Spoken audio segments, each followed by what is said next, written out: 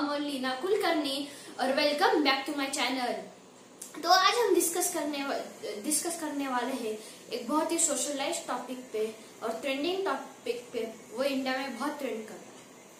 लगता है आपने समझ ही लिया होगा कि आज का टॉपिक क्या होने जा रहा है। तो आज का टॉपिक होने जा रहा है how to boycott Chinese products and what is a need for that. तो इस वीडियो के एंड तक बनिए रहेगा क्योंकि इस वीडियो में मैं आपको बहुत सारी इन्फॉर्मेशन देने वाला हूँ और आपको बहुत नॉलेज मिलने वाला है। पर ये वीडियो शुरू करने से पहले मैं आपको एक छोटा सा डिस्क्लेमर देना चाहता हूँ। वो है कि आज की इस वीडियो में कौन सी भी कंपनी, पॉलिटिकल पार्टी या कौन सी भी कंट्री को टारगेट नहीं किया जा रहा। ये सिर्फ आपके इन्फॉर्मेशन के पर्पस के लिए, ठीक है। तो इसे ये आपको जागरूक करने के लिए। तो ये वीडियो पसंद आ रही होगी तो लाइक कर देना फटाफट से, क्योंकि आज का लाइक एम होने जा रहा है 50 लाइक्स। तो मुझे पता है आप सब कंप्लीट कर दोगे।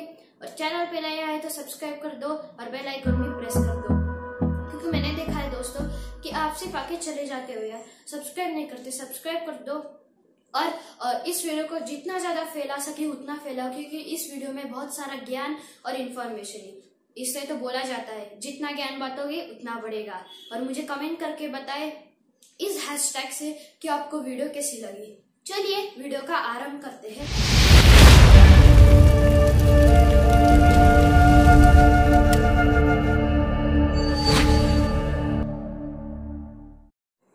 तो दोस्तों, जब बात आती है चाइनीज प्रोडक्ट्स को बायकॉट करने की, तो हमारे मन में ढेर सारे सवाल आते हैं। ये कैसा होगा, क्यों होगा, क्या होगा, कब होगा, क्यों होगा।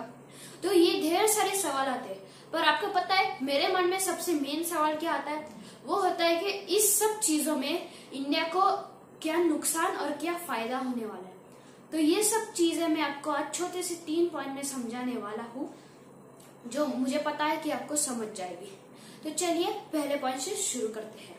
तो पहला पॉइंट होगा,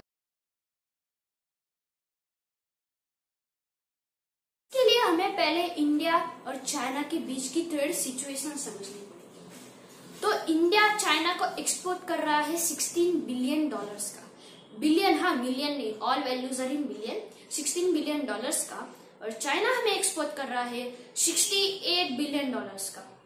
ये वैल्यू का डिफरेंस बहुत बड़ा है। इस वैल्यू का डिफरेंस है 51 बिलियन डॉलर्स। ये दोनों देश के ट्रेड में बिल्कुल अच्छा सिंबल नहीं है। तो ये इस चीज में इंडिया बैकफुट पे पुश हो जाता है। तो हम जाते हैं अपने दूसरे पॉइंट की तरफ। तो वो है, तो लोगों के मन में इसके सॉल्यूशन के तौर पे यही आंसर आता है कि हम चाइनीज प्रोडक्ट्स को बैन कर देते हैं। तो इसका सॉल्यूशन बैन नहीं बल्कि रिप्लेस है। और इनफैक्ट बैन करना पॉसिबल ही नहीं है, क्योंकि इंडिया और चाइना एक WTO का मेंबर है। WTO क्या होता है? World trade organization. जैसे WHO होता है वर्ल्ड हेल्थ ऑर्गेनाइजेशन, जैसे WTO होता है। तो WTO के रूल्स के मुताबिक दोनों देशों के बीच का ट्रेड डायरेक्टली नहीं रुकाया जा सकता, तब तक कि उनके दोनों देशों में कौन सा वैलिड रीजन ना हो। भले उन दोनों देशों में कौन सी भी मिलिट्री कॉन्फ्लिक्ट, ट्रेडिशनल वॉर या टेरिटोरियल वॉर चल रहा हो, हम उन दोनों देशों के ट्रेड नहीं रुका सकते।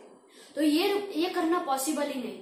और भले ये पॉसिबल होता तो क्या इंडिया के पास इतने मैन्युफैक्चरर्स है कि वो 68 बिलियन डॉलर्स का सामान बना सकते हैं?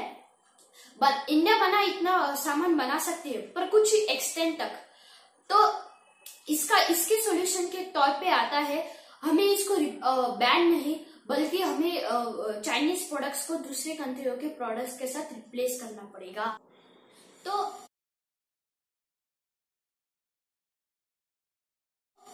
इसके सॉल्यूशन के तौर पे आता है, हमें प्रोडक्ट्स को बैन नहीं रिप्लेस करना चाहिए दूसरे कंट्रियों के प्रोडक्ट्स के साथ या हमारे कंट्री के प्रोडक्ट्स के साथ। हमें प्रोडक्ट्स को सब्स्टिट्यूट करना पड़ेगा। तो इसमें क्या करना पड़ेगा? जो चाइना हमें सबसे मेन पार्ट उनका 100% में से सप्लाई करती थी, वो था इलेक्ट्रिकल मशीनरी। उनका मेन रेशियो था, उसका था 41% इलेक्ट्रिकल मशीनरी का। इलेक्ट्रिकल मशीनरी कहाँ यूज होती है?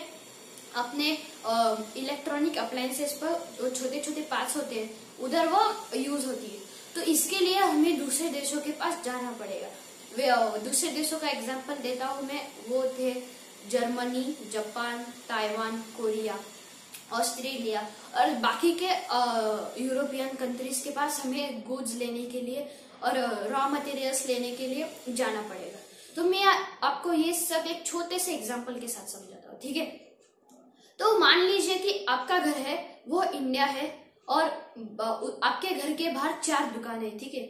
4 दुकानों में से एक चाइना की, और आपके घर में मतलब इंडिया में रोज दाल, रोटी, चावल और सब्जी बनती ही होगी ना, आप रोज घर में खाते ही होगी। तो इन 4 चीजों के लिए रॉ मटेरियल्स हमें लगते हैं। आटा की रोटी के लिए हमें लगता है आटा, राइस के लिए लगता है रॉ राइस, दाल की लगती है मूंग दाल, तूर दाल, और एग्जाम्पल आपको भिंडी की सब्जी बनानी हो तो हमें बाहर से भिंडी लानी पड़ती है। हम ये चारों चीजें क्या घर में नहीं उगाते, हम कुछ एक्सटेंट तक ही उगा सकते हैं। वैसे ही इंडिया जो रॉ मटेरियल्स हमें कुछ बनाने के लिए लगते हैं वो इंडिया में नहीं मैन्युफैक्चर कर सकती, कुछ एक्सटेंट तक ही कर सकती है, हमें बाहर जाना ही पड़ेगा कुछ चीजों के लिए। वैसे समझने का ये फंडामेंटल समझने, मुझे आशा है कि ये एग्जाम्पल आपको समझ आया होगा। तो इस बाइकॉट में सबसे बड़ा इनिशिएटिव किसका है? सिटीजन्स का नहीं है, गवर्नमेंट ऑफ इंडिया का भी नहीं है।